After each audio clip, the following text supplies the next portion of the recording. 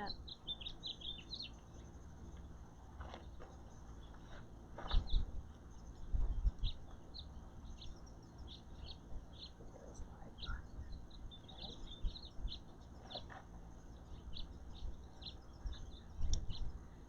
All right. So here we are. Just moving a couple things here. Hi everyone. Elizabeth Vianna, winemaker at Chimney Rock.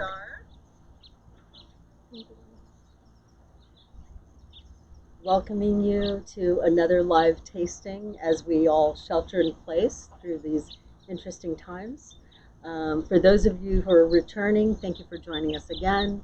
For the newcomers, welcome. We're going to have some fun here today, and I hope to bring you a little bit of respite from the doldrums of quarantine. So we're going to be tasting some fabulous wines today, our 2014 Elevage Blanc, as well as our 2011 Estate Cabernet Sauvignon from Stag's Leap. Now, it was just Earth Day today, or yesterday. It's Earth Week, Earth Month here at Chimney Rock, and we were determined to bring the outdoors to you.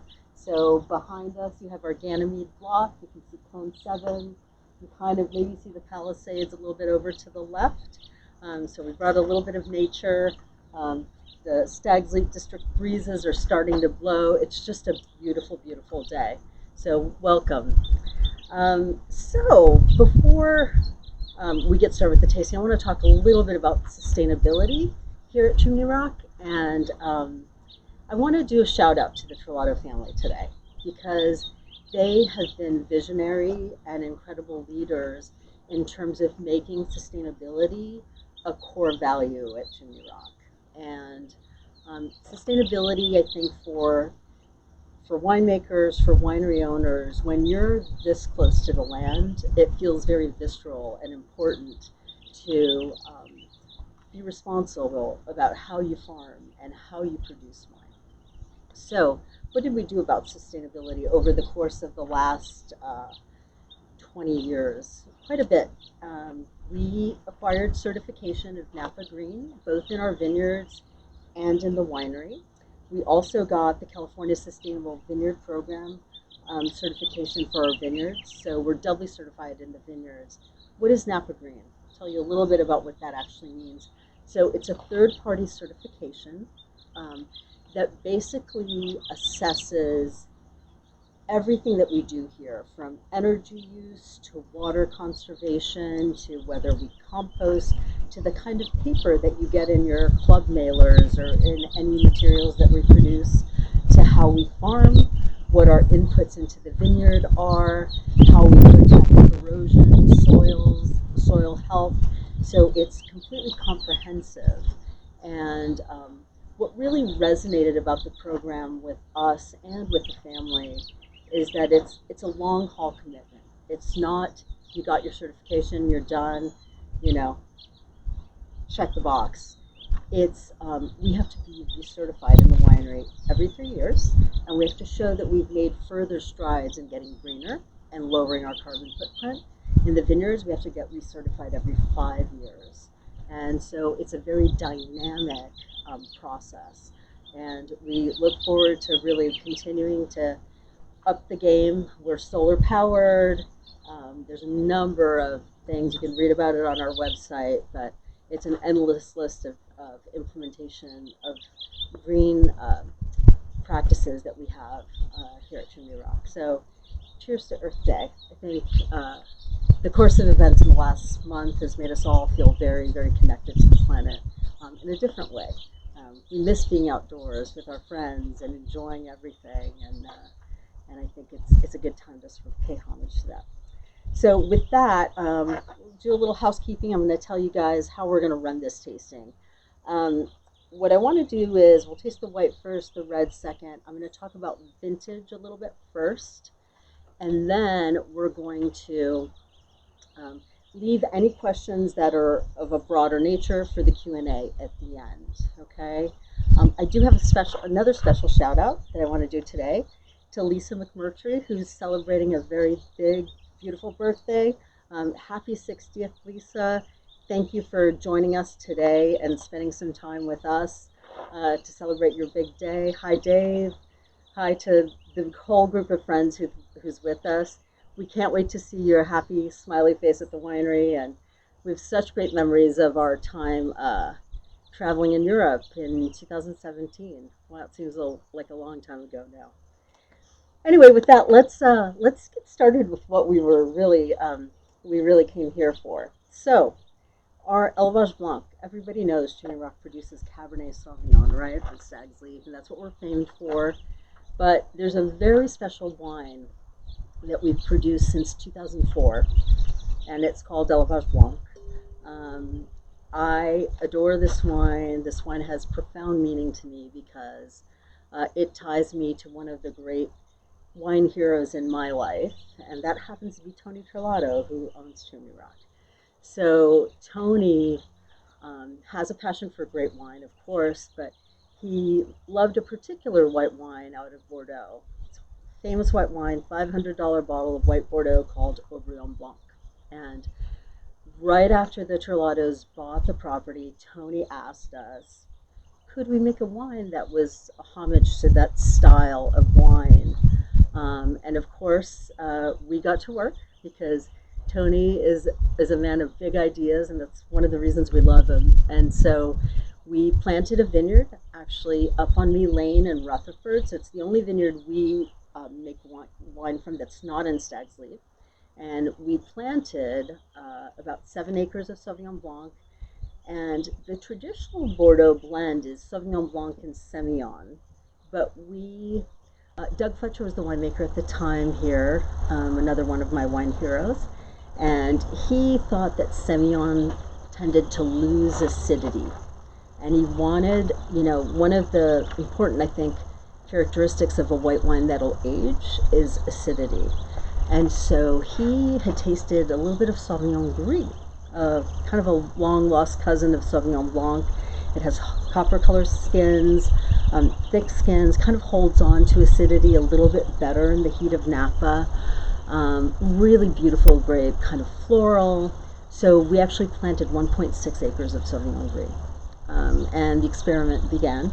And we bottled our very first vintage of Elaj Blanc in 2004 and made a very small amount.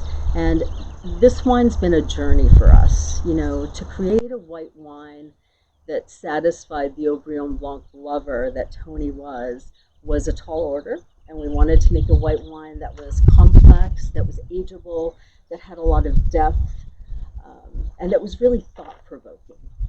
A white wine that's thought-provoking. Sauvignon Blanc traditionally is fermented in stainless. You kind of make it, it's fruity, it's fun, you don't age it, it's just kind of shiny, happy fruit. This is different.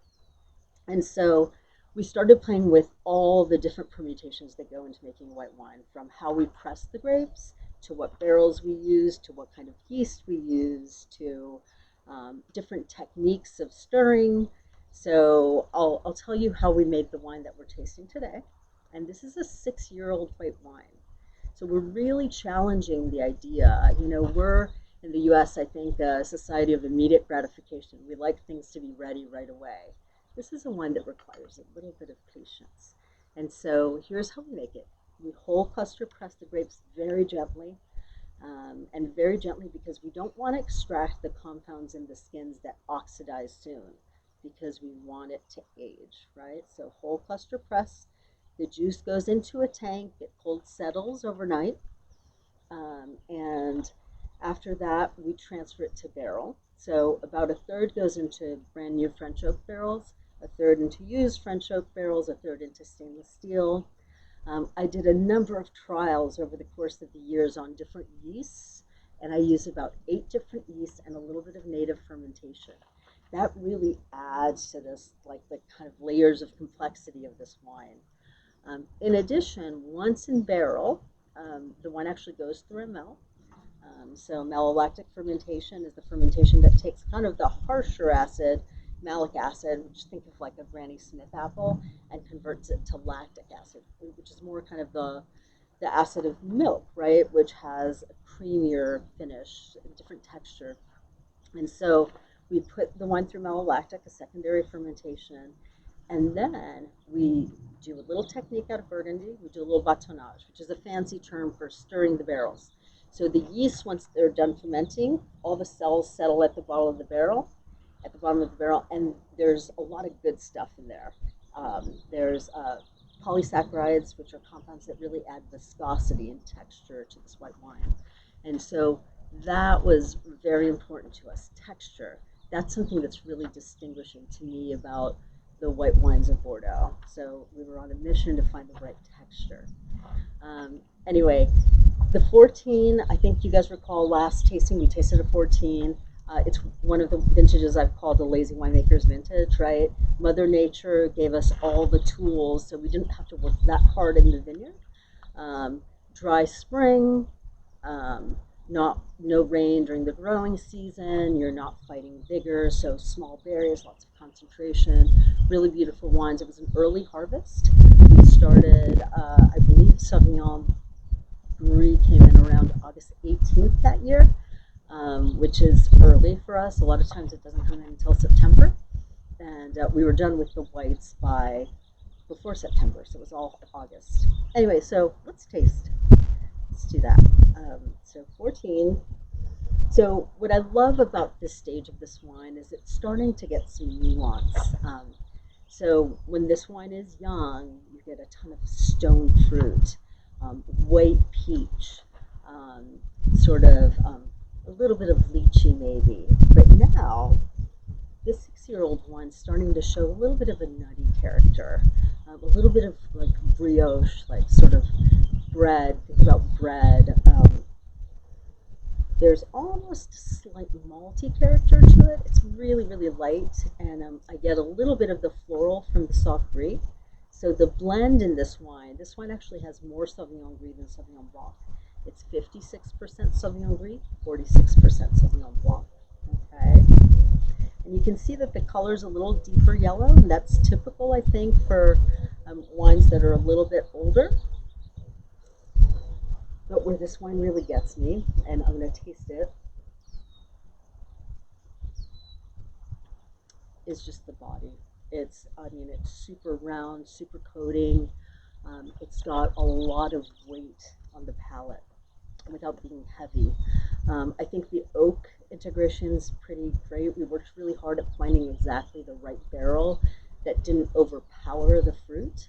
And so I think you'll find that it definitely has some caramel, sort of toasty vanilla notes, but the fruit is still really, you still get a lot of that stone fruit right now.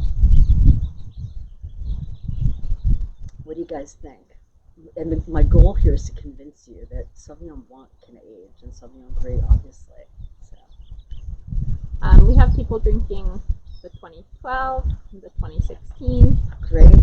So there's a question from Dave on the 2014 versus the 2016, since we had just released the 2016. Yeah, so the 16 is a more recent release, obviously. So it's going to be a little bit more fruit forward. You'll get less of those nutty characters, a little bit more of the fresh white peach. And the 16 is drinking beautifully as well right now. So good for you, good vintage. And the 12 I've had recently as well, and that wine is showing actually, in some ways, almost more fruit than the 14, and this has a little bit more of that nutty character. So. And a question from Sally on why is it that the Elevage Blanc ages so beautifully? You touched on it a little bit. Yeah, so some of the reasons are how we press it, right? And we're not really extracting some of those skin compounds that may oxidize early. I think secondly, malolactic, and I think the weight and the barrel aging helps give it enough structure to kind of go the long haul. And I definitely think acidity, like the vineyard that this wine is made from, has heavy clay soils, which are just beautiful for Sauvignon Blanc. So we get really great acidity. They come in at like 3.3 pH. In Rutherford, which is like just amazing acidity. We never have to tinker with that, which is great.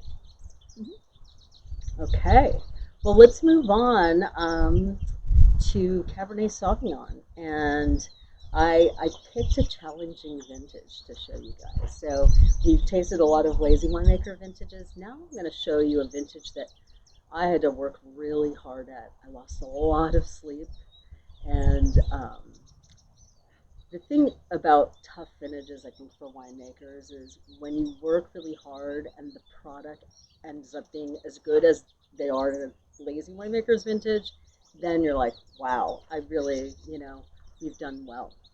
So I'll tell you the tale of 11. 2011, my nickname for the vintage is, this is what would happen in Napa Valley if we had bad Bordeaux weather in a vintage. So Napa Valley fruit with bad Bordeaux weather. So very, very cool spring, very rainy spring. We then, I believe the date was June 28th, we had rain and our grapevines were flowering at that point. And funny, at the time that was, it was a terrible thing, obviously, because when you're flowering, you can get poor set and you'll get less fruit. And that rain event probably knocked off about a third of our crop, I think. But as it turned out, it was really kind of a blessing in disguise because it was such a cool year that we knew fairly soon after that we were going to struggle to ripen Cabernet in Napa Valley. And that never happens. We just don't have a problem ripening. Now, interestingly, 2010 had been a cool vintage.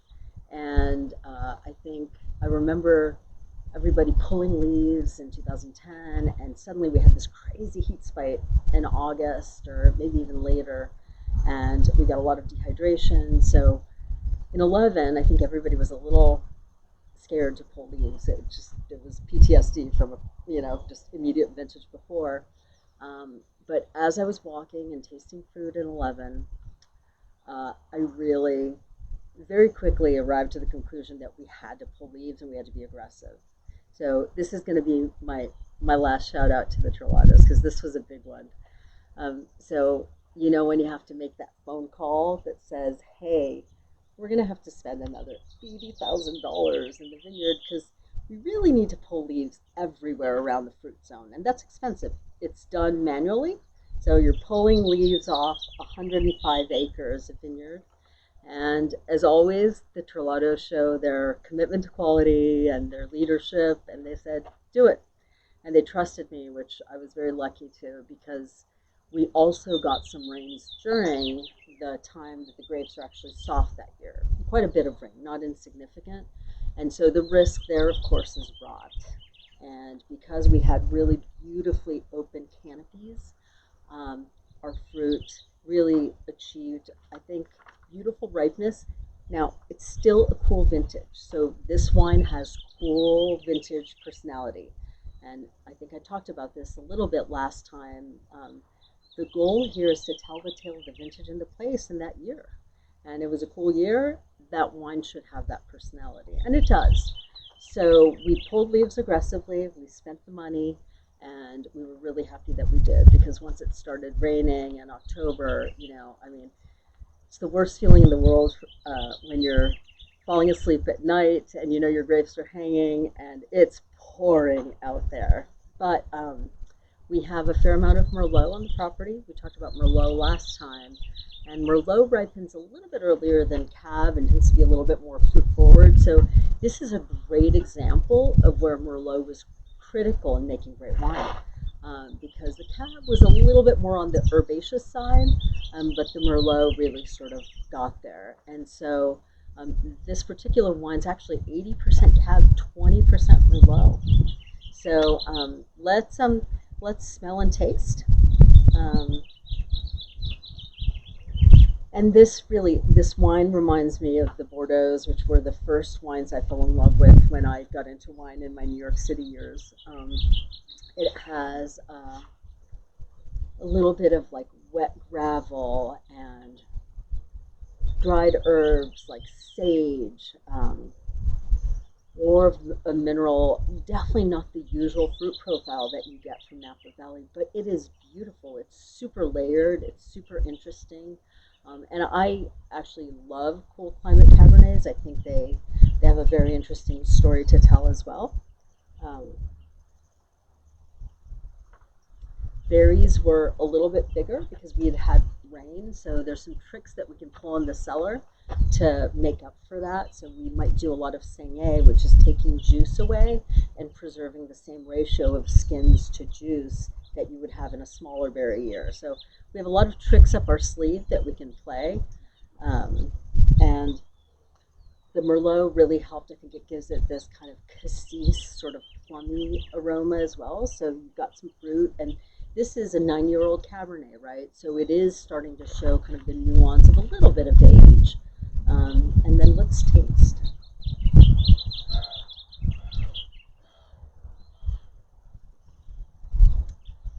And, you know, it's still Stag's Leap District tannins, right? Still velvety, still plush. It's leaner. It's leaner than kind of the riper, warmer years here. A little bit more angular, and it does make me think a little bit more about Bordeaux. Just a little bit more austere. But I think as a food wine, the acidity in this wine is brilliant. It really gives it kind of quite a bit of length.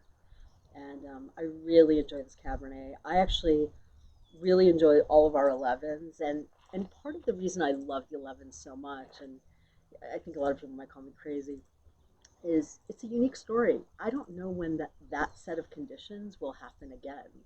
And so we have this, you know, this lineage of wines that was made in a really cool year in Napa that tells a completely different story. And I think that's what's sort of magical about wine, right? That story never repeats itself. It's like a thumbprint. It's like DNA. It's different for every wine and for every vintage. So, okay, now I want to hear what you guys are saying about the 11s. Hannah, what you got for me? They are saying they're loving all the layers. They're tasting phenomenal. Someone's drinking a 2011 Clone 7. Oh, how's the Clone 7? I like the Clone 7. Yeah, they said it's tasting great. It's outstanding. And someone asked to compare to the 11 Ganymede unfiltered. And then a question about aging for this wine. Yeah, so Ganymede Unfiltered is a single barrel selection out of, you know, one of our best single vineyards that happens to be right behind me. Some of the oldest vines on the property, and that's 100% Cabernet, right? So it's going to have more structure. There's no Merlot blend.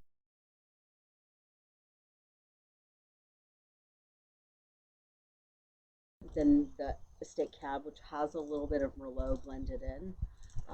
And I think that wine probably still has quite a few years to go. I think this wine, this 9-year-old Cab, has another decade or 15 years to go. If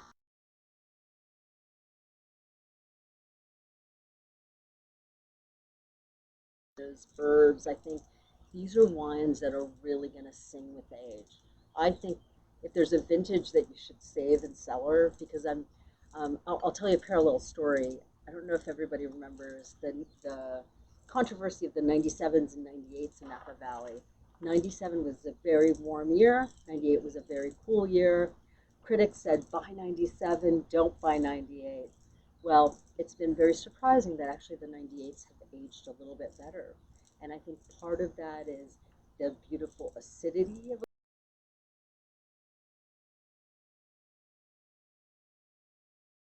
lovely vintage, don't get me wrong, but it didn't have kind of the length that the 98s did. So my recommendation on 11s in general is hold them, and I think it will pay off. So. They found Jenny found a 2010 and is drinking it now. Yeah. Do you have any comparison? Yeah, 2010 is very very similar to 11, not quite as cool, a little bit more fruit forward. Love the 10s, love the 10s. And I call 2010 training wheels for 11 because we were dealing with some of the same conditions. We had some rains, but we had a little bit more heat in the summer in 10 than we did in 11. So that's the difference. I feel like the tone of the fruit is a little bit riper in 10. Michael asked, how does the vineyard vary across the different blocks in a given year, like 2011, for example? Tremendously, because remember, it's about a half a mile from the north end of the property to the south end. The north end really is a little bit warmer. It's closer to the Palisades, so it gets more of that reflective heat. So in a cool year, the northern blocks might get a little riper, whereas blocks like Tomahawk and Alpine, which really don't get as much of that reflective heat, might be more herbal, and so we see quite a bit of difference in cool years between north and south and single vineyards, and that's part of the reason we love our single vineyards, right? They all tell us a story that's a little bit different. In general, how long can the 2011s be cellared? I would say it's a 20-year cellar, easy. It could probably go longer if you have great conditions. So as a rule of thumb, to me, Chimney Rock cabs, if you're a patient human being, and I'm not one, you can age them 20 to 25 years, easy. And I will tell you that recently I tasted 1984, which was Chimney Rock's inaugural vintage, and 1985, and they were actually both holding up. So I think for those of you who love to taste older wines and love kind of the nuance and the finesse of older wines, all of these wines have the power to age. Cool. Katie Gibbs is drinking the 2015 White Pebble. Hi, Katie. 2015 White Pebble. Oh, White Pebble will be soon. We'll be back soon, Katie. And a question from earlier from Todd. How did you become the Chimney Rock winemaker? So I was getting my graduate degree at Davis, and it's a tradition for graduate students to sometimes take a few months off and work a harvest. And so in 1998, I worked my first harvest at Trefethen. My second vintage, I was an intern here at Chimney Rock in 1999, and I was still a graduate student, and a very good friend of mine happened to be the assistant winemaker, Lila Bacchus. She worked with Doug Fletcher, and they gave me the opportunity to come drag hoses and walk vineyards and sample grapes, and I fell in love with the property then. I then graduated from Davis, finished my master's, went to work at Napa Wine Company for a couple of years, which was a great place to work. And this is a very serendipitous story because I originally wanted to be a doctor long, long, long ago. Well, Lila Bacchus, then assistant at Chimney Rock, decided in 2002 that she was bored with winemaking. How on earth, I don't know. I wonder if Lila's listening. Anyway, Lila is now an OBGYN. She delivers babies in Chicago, and I got to take her job. Doug Fletcher gave me the honor of calling me and asking me if I would become his assistant then, and I never left. I've been here since 2002, became a winemaker in 2005. Doug graduated to a VP level for all the Terlato wineries, and then became GM and winemaker in 2011. So I've been here over 18 years, and I think you can pretty much count on me retiring here because I love this place and I love this family. I think a former assistant winemaker is saying hello. I believe his name is Josh. Josh Winnaman. Hello, Josh. How are you? Yeah, Josh was our, he started as harvest enologist here in 2002 and was with us through 2006. And he's like my soul brother. So hi, Josh. Thanks for checking in. Joshua Teeter says the 11 is so layered with a little bell pepper and muted plum. A little better now that it's warmed up from my cellar. Yeah, yeah. It definitely has a little bit of bell pepper, not a lot. I think it's surprising for an 11. And by the way, 11 is a vintage that I always say to people, buy more 11s, because when you meet producers that made great wine on 11, it will tell you that they had they did a lot of work in their vineyards, which is what it took to make good wine, I think, in 11. So,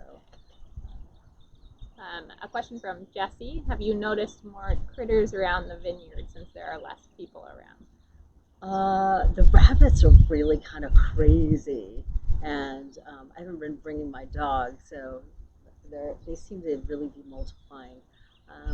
Other than that, not really, but I have noticed more critters everywhere. I feel like the squirrels are out more. They're getting a little confident. I walked into my yard the other day and there was a squirrel just chomping on a peony, and I was like, what are you doing? I'm right here. From Juliana, what tips would you give for people who are starting to drink wine? Practice makes for perfect. So I think try lots of different things to figure out what you like. Be open to new varieties.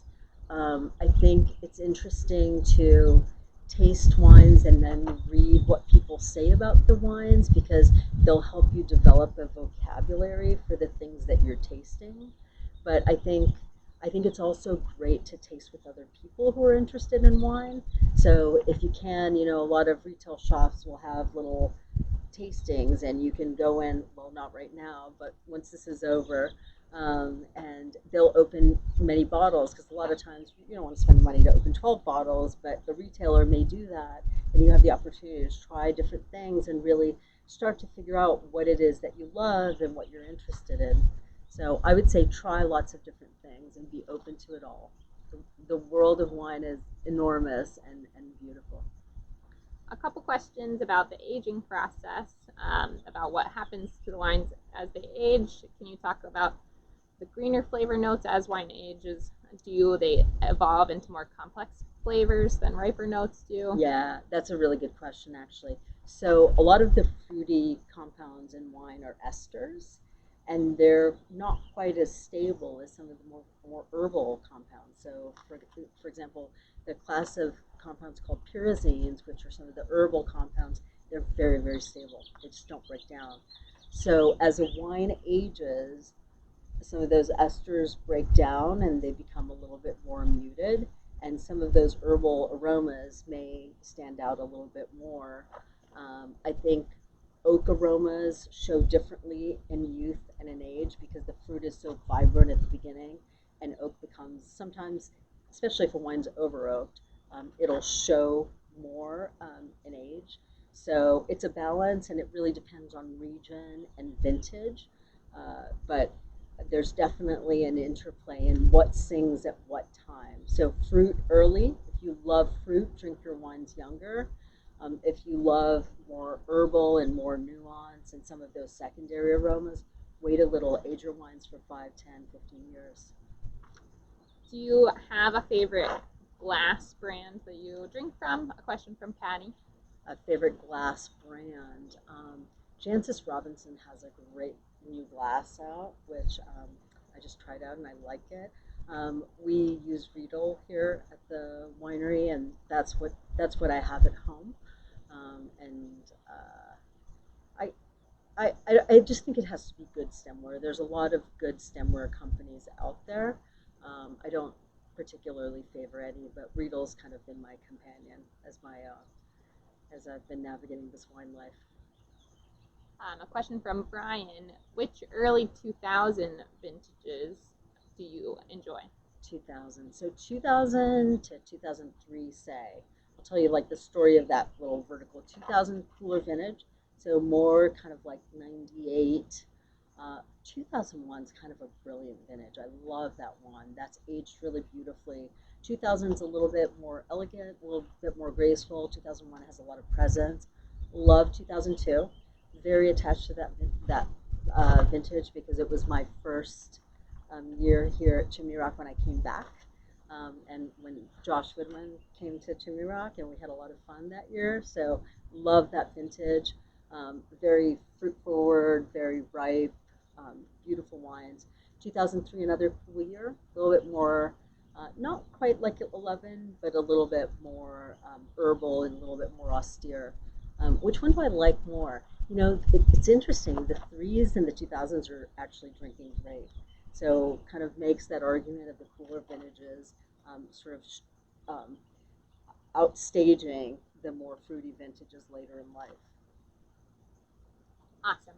A question from Brett. Can you compare the Stag's Leap District versus Oakville in regards to cabs? Stag's Leap's better. No, I don't mean that. It's different. I mean, Oakville is definitely a little bit warmer. Although it's interesting, a lot of times I'll look at my weather station and compare the hottest temperature during the day, and Stag's Leap gets actually sometimes warmer than Oakville.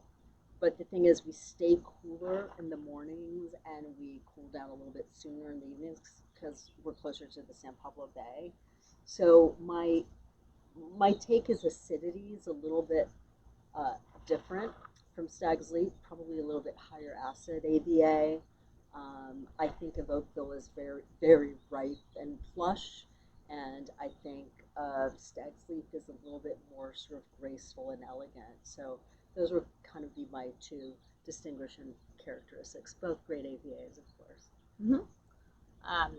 What would you say makes Elevage Blanc a white wine for red wine drinkers? It's thought provoking, and we often get that nickname came from Joan Russo, who used to sell wine here at Chimney Rock. And she came up with that term, and it was funny. A lot of times we get people who come in and say, no, no, no, I don't drink white. And she would always convince them to try it because of that, by using that term. And often we got people converted to saying, okay, this is a white wine that I can get behind. So I think it's the complexity, I think it's the nuance, I think it's the ability to age. All right, guys. Well, I kind of hate to see this moment end. It's so fun to know that I'm maybe cheering you up a little bit, maybe brightening your day. But guess what? We're going to do this another couple of weeks. We have another great tasting. We're going to do the 2013 Ganymede and the 2013 Tomahawk single vineyards, the yin and yang of our single vineyards, and it's going to be a great tasting. I look forward to seeing you guys. If I didn't get to any questions today, I will look through, and just like I did last time, I answered every single question and messages. I will do the same this time. So I just want to say thank you for joining us. Thank you for supporting us. It's been a trying time for everybody. Cheers, and keep drinking the good stuff.